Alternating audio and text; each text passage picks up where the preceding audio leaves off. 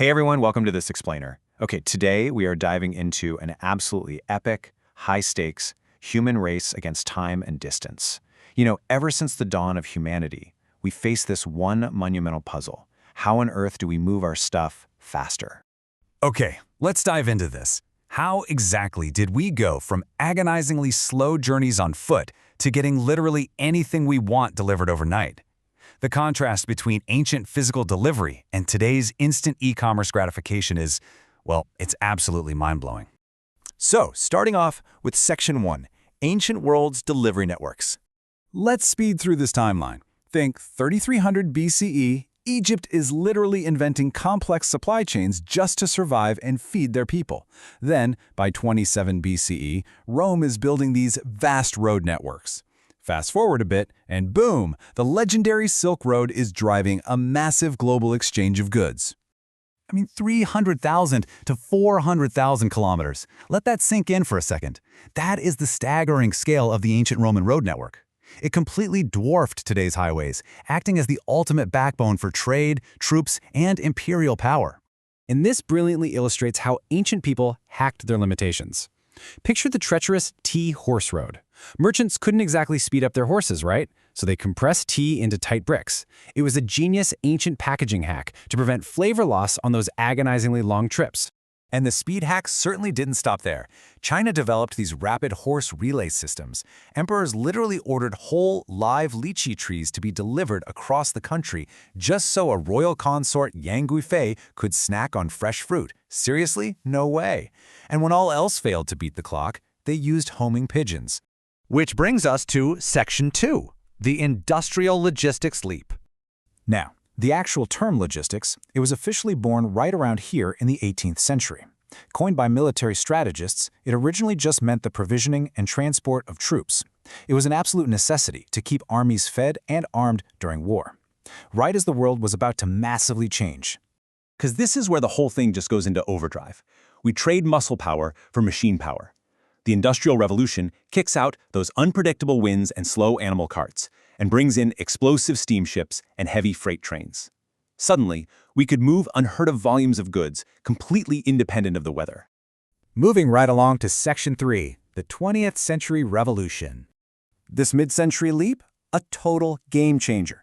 Airplanes transition from military tools to commercial cargo speed demons, jumping continents in a matter of hours instead of weeks. Then, in 1956, came an invention that rewired the entire global economy: the standardized shipping container. Just look at this contrast. Pre-1956, shipping was a total nightmare, just a chaos of loose boxes and grueling manual labor between trains, trucks, and ships. Post-1956, this one simple, stackable metal box totally eliminated the chaos and dramatically cut down transport time worldwide. All right, Section 4, the overnight delivery miracle. Now, what's really interesting about this slide is this quote from Fred Smith's college professor. He said, "It's a good idea, but it's impossible. No one can deliver overnight." Yep, Fred Smith's revolutionary vision for predicting exactly when a package would arrive was totally dismissed as a joke. But Smith, he had this relentless drive. After actually pitching the Federal Reserve and getting rejected, he went ahead and started Federal Express himself in 1971. He was absolutely determined to prove that a 24-hour global delivery vision wasn't just possible, it was the future. So how did he pull it off? Through the brilliant hub and spoke system. It's actually super simple when you break it down. Nighttime flights bring everything to a central hub, avoiding all the daytime congestion. You do some rapid sorting, and then morning flights shoot those goods out to their destinations. An incredibly efficient, predictable loop. And look, modern logistics isn't just about boring cardboard boxes anymore. To prove it, FedEx has moved endangered sea turtle eggs, ancient Egyptian artifacts, literal pieces of the Titanic, and, get this, live pandas on a custom jet called the Panda Express. Today, it's literally about moving the impossible. Driving all this success was their people, service, profit philosophy. The idea is straightforward. Invest heavily in your employees to create a fantastic environment.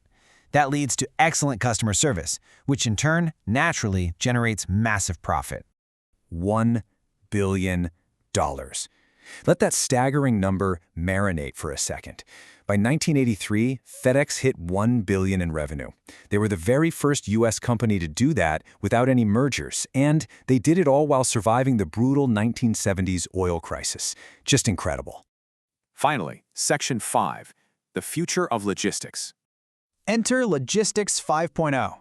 Following all those crazy digital leaps of Logistics 4.0, this newest stage prioritizes human well-being, sustainability, and serious supply chain resilience. The ultimate goal here is to build a system tough enough to survive a pandemic or any massive global disruption. Let's move to this and see how it builds. Check out the modern tech arsenal. Companies are gearing up for 100% electric vehicles by 2040 and offering super transparent carbon tracking. They're deploying AI to instantly navigate crazy weather, traffic, and complex customs. Shipping isn't just faster now, it's getting significantly smarter and cleaner. Real-time tracking. You know that agonizing anxiety of waiting weeks for a package, wondering if it just vanished? That fueled a lot of ancient frustration, for sure. But today, that anxiety is totally gone. Modern software gives us complete visibility right in our pockets. The end of wondering, when will it arrive, is officially here. So the crucial point is this: the human quest for speed never actually ends. With AI taking the wheel in Logistics 5.0, what impossible barrier are we going to break next? I mean, we've gone from walking on dirt paths to tracking electric vans globally in real time. It really leaves you marveling at how far we've come and excited for where we go next.